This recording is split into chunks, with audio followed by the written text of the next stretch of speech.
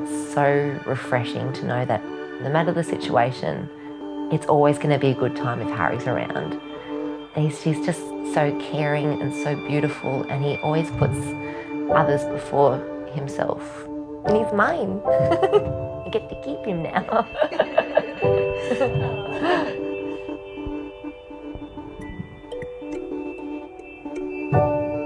I met Harry about 9 years ago, and it was at a party. So Saturday night, I'm 16, I'm really nervous. I don't know what to do at parties. What if there's boys? Yeah, Sarah rocked up with her best friend Bridie, and as soon as she walked in, I noticed her beautiful blonde hair and just the way she walked. She was very confident, and I thought, oh, you know, I definitely have to introduce myself at least. And then Harry walked around the corner, and we hadn't been introduced to anyone yet. And I remember thinking, oh gosh, he's very tall. Oh, he's very handsome. And I just was like, I don't know how to talk to him. What do I do? When she walked straight past me, I thought, oh, okay, no worries. And then we went outside, and we're still the only two girls there. And there's all these guys, and they're very cool, and they're big TSS boys. And we're thinking, oh, we're very cool for being here too. And Harry comes and sits next to me. I think, oh, it's that guy from before. I sort of managed to squeeze in next to her and struck up a conversation. And then he starts dropping the worst pickup lines I have ever heard. I was being very forward, but yeah, I didn't really make too much of an impression. Smell my new cologne, it's like chloroform. And I remember thinking, oh my God, who is this guy? And he says this really corny pickup line, and I just remember laughing my head off so much, thinking, oh my God, this guy's actually got the same sense of humour as me. And yeah, this time she luckily took a bit more notice of me, and yeah, from there, basically, we hit it off. And I remember walking away from that party just thinking, this guy's amazing. Is this what being single is like? This is fantastic.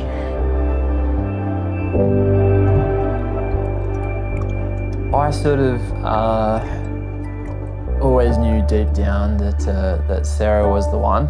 We'd been through a few good years, and we'd been through some bad years, and all of a sudden everything started coming, you know, perfectly into alignment, and you know, now was the right time to propose. The sort of plan took a good 12 months to come together. Decided to make it nice and easy for my memory to put it on our anniversary date. Yeah, I guess after 8 years, I don't know whether Sarah had sort of, you know, just gotten sick of asking me or what her thoughts were, but yeah, I thought it was pretty obvious that it was coming, but she had no idea. On our day before our 8-year anniversary, Harry had organised a night away at the QT up in Surfers. And about a week before that, he'd said, oh, we're not going to get engaged anytime soon, Sarah. We've got to buy a house. We've got to do other things. Don't be ridiculous. We know we're going to be together. We don't need to do that. And I sort of resigned myself. I was like, okay, that's fine. I don't need that. Yes, I do. No, I don't. You know, I was sort of pushing her to do her makeup and wear a nice dress. He's like, all right, pack your bag. You need to make sure you can wear something that if it's windy, you're going to be okay. I've organised something, it's nothing. Like, don't get your hopes up about anything. She thought we were going on a gondola ride, and yeah, you know, when we rocked up, she realised pretty quickly that something a little bit bigger. I'm looking around, I'm like, there's no gondolas here. Like, what are we doing? And there's this beautiful big sailboat. And he goes, oh, Dad's mate said we can take the sailboat out for the weekend. Oh, yes, this is good. Anyway, we get onto the sailboat. We set up at the front of the boat. There's bean bags, there's sarkar, there's camembert.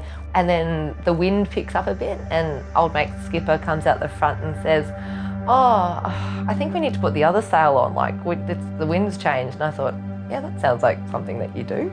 And anyway, Harry's helping him pick up this sail.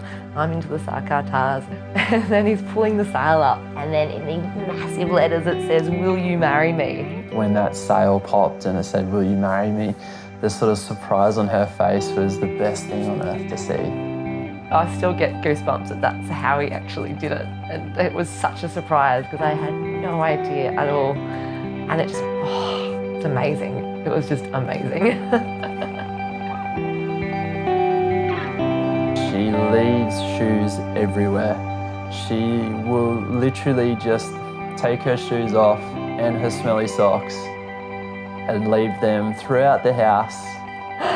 Harry's most annoying trait, oh my God, every time he has to say something, anything that's important, or he's talking to someone that's like important or he's nervous, he does this every time. He doubts himself so much in almost everything he does. He's so talented and he's so intelligent. We should get in and just do it, because I know he's going to kill it no matter what. Yeah, she loves to look after other people.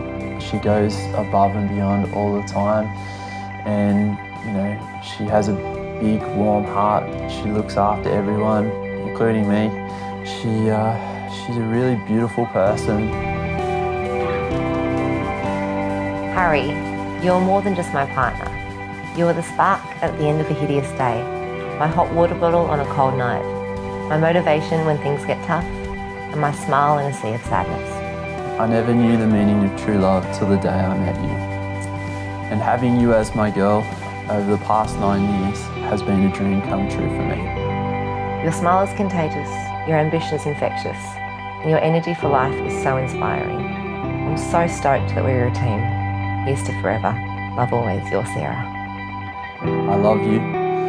It's going to be a massive adventure, and I'm really, really happy that I get to spend the rest of my life with you.